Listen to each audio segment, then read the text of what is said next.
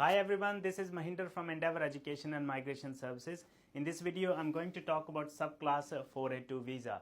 So if you guys are watching our channel for the first time, please hit that follow button. And if you're watching us on YouTube, please subscribe to our channel. And also like and share this video if you like the content of this video. This video is going to be in English. I'm going to make another video in Hindi after this. So if you are not able to understand this video fully, then please watch our video in Hindi as well. Alright, so let's get into the details of this video. So first of all, 482 visa is also known as a temporary skill shortage visa. It is meant for the visa applicants who are currently located in Australia or offshore. But they have an employer in Australia who is happy to sponsor them. So there are 3 steps involved in employer sponsored visa. The very first step is a standard business sponsor. So this is the step that is to be taken by the employer itself. They have to make a application to the Department of Home Affairs to get permission from the Department of Home Affairs to sponsor people with overseas passport. So for a business to be eligible to apply for standard business sponsor, they should be moving in financially positive direction, so they should be in profit.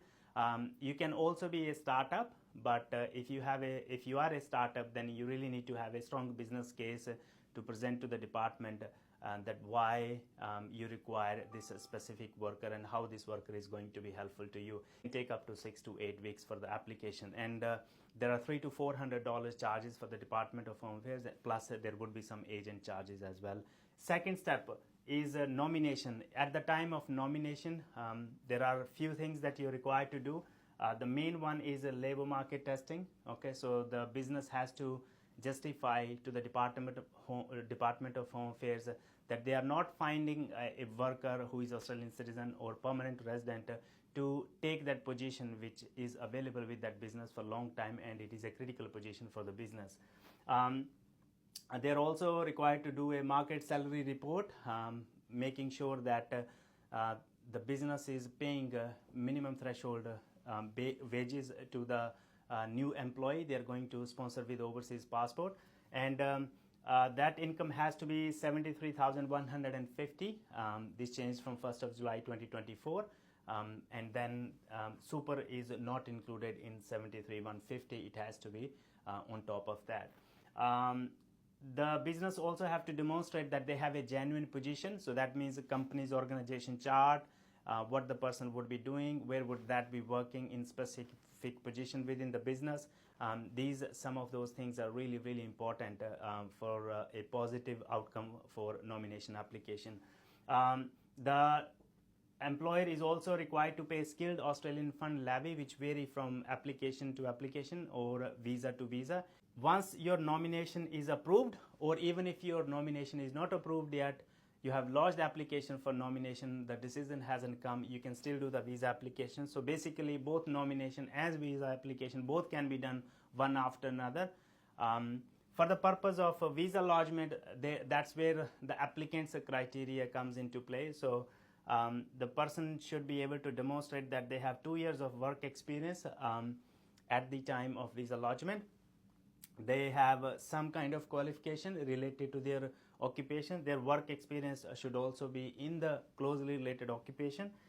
They should have skills assessment. Now, skills assessment is not a mandatory requirement. It varies from occupation to occupation and country of passport as well. So if you guys have an employer who is happy to sponsor you, but you're not sure whether you need a skills assessment or not, you can please comment in the comment box your country of passport and the nominated occupation, and we would be happy to answer your question just in the comment box whether you need skills assessment or not. English requirements are there as well, so the applicant also needs to meet English requirements. I have written them separately here. For short-term stream, you're required to have IELTS 5 bands, no less than 4.5. So overall 5 and no band less than 4.5. For PT, it would be overall 36 and no less than 30. That is for short-term stream.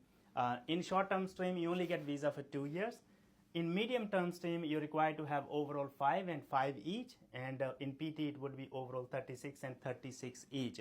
Remember, guys, 482 visa can be obtained for 2 years. under short-term stream, or up to 4 years under medium stream.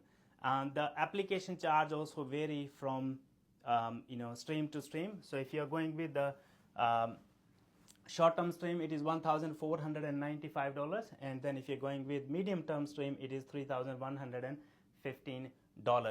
Now, a lot of people ask, sir, what is the PR pathway after 482 visa? I've also written here in the screen the possible PR pathways after your 482 visa. So first one could be PR pathway could be 186 under TRT stream with the same employer with the employer-sponsored visa. Another one could be under 186 direct entry stream. If you meet the criteria for direct entry, it could be with the same employer or another employer. You could also gain PR through subclass 491 and then make a pathway for 191. And you would also be eligible if your occupation is in medium and long-term strategic skill list. You're also eligible for 189 expression of interest. You may get invited, and even for 190. So it really depends on your occupation. If that exists in medium and long-term strategic skill list, then you are eligible for multiple different options here. Even if it is not in medium and long-term list, it is short-term list or it is a regional occupation list, you still have pathways through 491 and 190 there. So pathways to PR are there. Another great thing about subclass 482 visa is there is no age limit. However, you have to keep in mind, for you to gain PR, whether you go through general skilled migration or you go through employer-sponsored visa or you even go through labor agreement stream, because 482 visa can also be obtained through labor agreement. So if you go through labor agreement, you can also get a permanent visa even if you are 45 years and older than that, until 55 years of age. I hope this video was helpful. If you like this video, please share it with your friends. And if you have any questions, if you want to discuss this in detail, you can book appointment with me. Our details to the website are given on the screen. You also have a phone number. So thank you very much for staying with me until now.